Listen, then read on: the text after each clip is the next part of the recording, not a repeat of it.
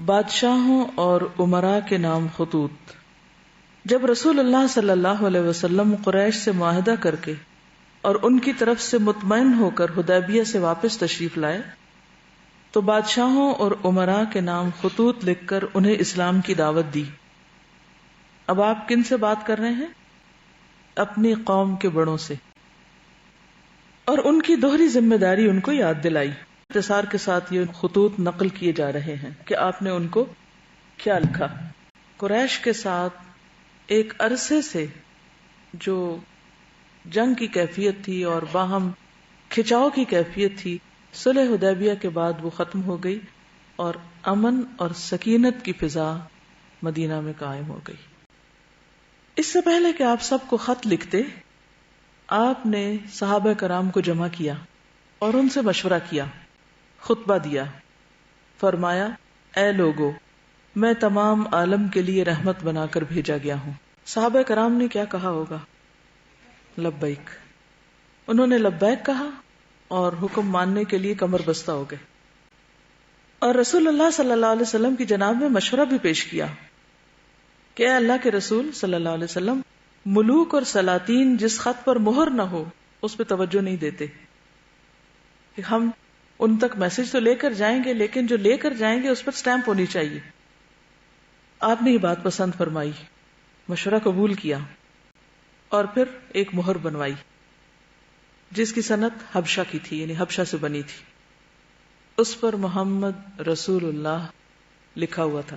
وہ مہر مبارک وہ آپ مختلف جگہوں پہ اب بھی دیکھتے ہیں نا، لگی ہوئی، نیچے محمد، اوپر اس کے رسول، اور یعنی کہ وہ ورٹیکل تھی، اوپر کو جا رہی تھی۔ اور جب بھی آپ کسی کو خط دے کر بھیجتے تو اس کو آپ اپنے خط کے اختتام پر لگا کر بھیجتے۔ آپ نے اس کے بعد کیا کیا؟ خط لکھے۔ اب آپ دیکھیے کیا لکھتے ہیں خط میں۔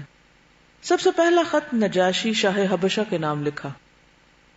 اس کا نام اسحمہ بن ابجر تھا۔ رسول اللہ صلی اللہ علیہ وسلم نے اس کے نام حسب ذیل خط لکھا۔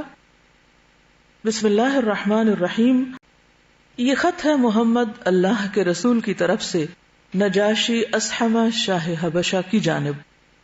اس شخص پر سلام جو ہدایت کی پیروی کرے اور اللہ اور اس کے رسول پر ایمان لائے اور اس بات کی شہادت دے کہ اللہ وحدہ لا شریک کے سوا کوئی عبادت کے لائق نہیں، اس نے نہ کسی کو اپنی بیوی بنایا نہ لڑکا، اور اس بات کی شہادت دے کہ محمد اس کا بندہ اور رسول ہے، اور میں تمہیں اسلام کی دعوت دیتا ہوں کیونکہ میں اس کا رسول ہوں، لہذا اسلام لاؤ سلامت رہو گے۔ اے اہل کتاب، ایک ایسی بات کی طرف آؤ جو ہمارے اور تمہارے درمیان برابر ہے، وہ یہ کہ ہم اللہ کے سوا کسی اور کی عبادت نہ کریں، اس کے ساتھ کسی کو شریک نہ ٹھہرائیں، اور ہم میں سے بعض کو اللہ کے سوا رب نہ بنائے۔ بس اگر وہ منہ موڑے تو کہہ دو کہ گواہ رہو ہم مسلمان ہیں۔ اگر تم نے یہ دعوت قبول نہ کی تو تم پر اپنی قوم کے نصارہ کا گناہ بھی ہے۔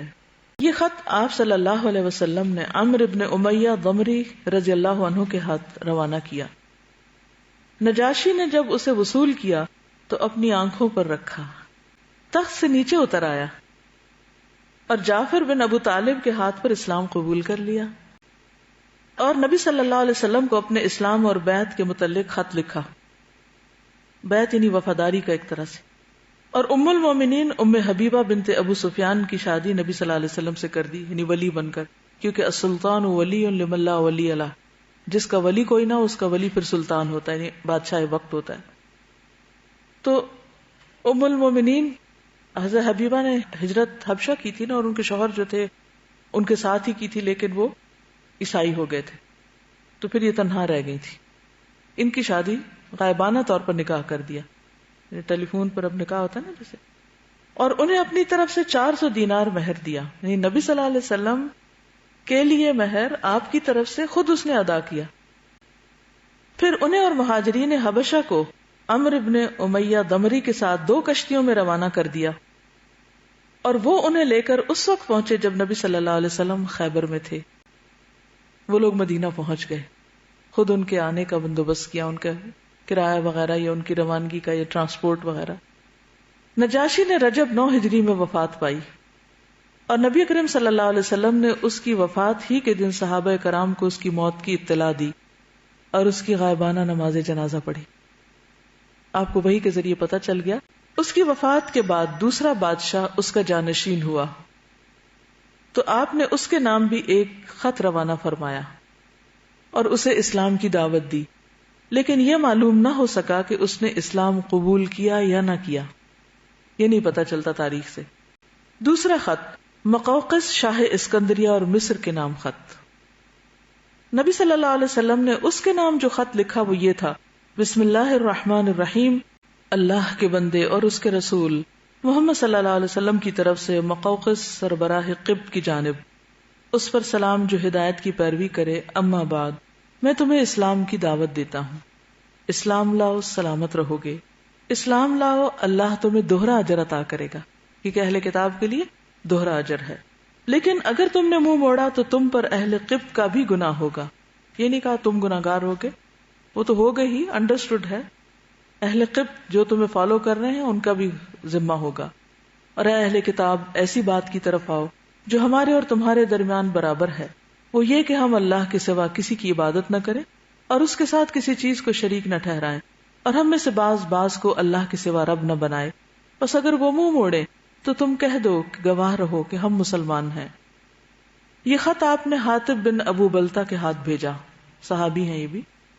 انہوں نے مقوقس سے گفتگو کی اور اسے خط پہنچایا.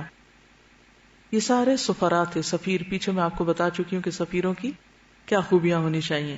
مقوقس نے ان کی عزت افزائی کی اور خط ہاتھی دانت کے ایک ڈبے میں رکھ کر اس پر مہر لگائی اور اسے محفوظ کر لیا، ڈیکوریشن پیس بنا لیا. اور نبی اکرم صلی اللہ علیہ وسلم کو جواب لکھا اور اس میں اقرار کیا کہ ایک نبی باقی رہ گیا ہے اور میں سمجھتا تھا کہ وہ ملک شام میں ظاہر ہوگا، لیکن وہ مسلمان نہیں ہوا. تحفے میں ماریا اور سیری نامی 2 لونڈیاں بھیجی جن کا قبط میں بڑا مقام تھا، یعنی بہت ایلیٹ سے تھی. کچھ کپڑے اور ایک خچر بھی ہدیہ کیا جس کا نام دلدل تھا. گھوڑے اور گدھے کے بیچ میں ہوتا ہے نا خچر. نبی صلی اللہ علیہ وسلم نے ماریا کو اپنے لیے اور دلدل کو اپنی سواری کے لیے منتخب فرمایا اور سیری کو حضرت حسان بن ثابت کے لیے ہبہ کر دیا. اگلا خط خسرو پرویز شاہ فارس کے نام خط. آپ صلی اللہ علیہ وسلم نے اس کے نام یہ خط لکھا: بسم اللہ الرحمن الرحیم. یہ آگ پرست تھے نا یہ لوگ، فارس کے بادشاہ جو تھے. محمد رسول اللہ کی طرف سے کسرا والی فارس کی جانب. اس شخص پر سلام جو ہدایت کی پیروی کرے اور اللہ اور اس کے رسول پر ایمان لائے اور گواہی دے کہ اللہ کے سوا کوئی لائق عبادت نہیں، وہ تنہا ہے، اس کا کوئی شریک نہیں، اور محمد اس کے بندے اور رسول ہیں. میں تمہیں اللہ کی طرف بلاتا ہوں کیونکہ میں تمام انسانوں کی جانب اس کا فرستادہ یعنی بھیجا ہوا ہوں، تاکہ جو شخص زندہ ہے اسے انجام بد سے ڈرایا جائے اور کافروں پر حق بات ثابت ہو جائے، یعنی انکار کرنے والوں پر حق ثابت ہو جائے کہ انہیں پیغام پہنچا دیا گیا، حجت تمام ہو جائے. بس تم اسلام لاؤ سالم رہو گے، اور اگر اس سے انکار کیا تو تم پر مجوس کا بار گناہ ہوگا. اس خط کی خاص خصوصیت، اس میں آیت نہیں لکھی. یہ مشرک ہے، اہل کتاب میں سے نہیں ہے، آگ پرست ہے، پارسی ہے. یہ خط آپ نے عبداللہ بن حذافہ کے ذریعے سے بھیجا رضی اللہ عنہ، اور انہیں حکم دیا کہ اسے والی بحرین کے حوالے کر دیں، اور سربراہ بحرین اسے کسرا کے حوالے کرے گا. ڈائریکٹ کسرا کے پاس نہیں گئے کیونکہ یہ 2 سپر پاورز تھی نا، روم اور ایران، تو ان تک پہنچنا اور مشکل تھا. لہذا ایک سٹیپ پہلے جو اس کا ہمسایہ بادشاہ تھا اس کو بھیجا تاکہ وہ اپنے طریقے سے آگے پہنچائے.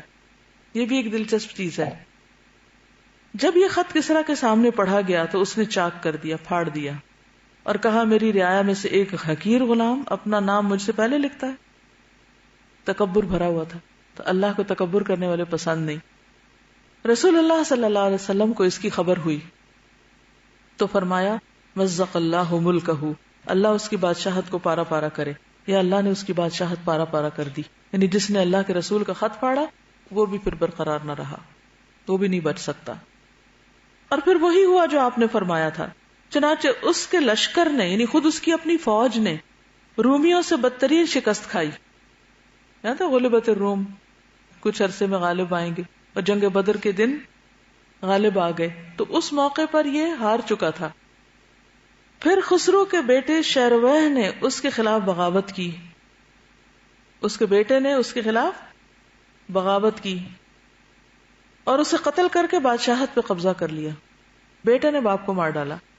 پھر وہاں افتراق اور انتشار کا طویل سلسلہ پھیل نکلا تاکہ عمر بن خطاب کے زمانے میں اسلامی لشکر نے اس ملک پر قبضہ کر لیا اور یہ بادشاہت ہمیشہ کے لیے ختم ہو گئی.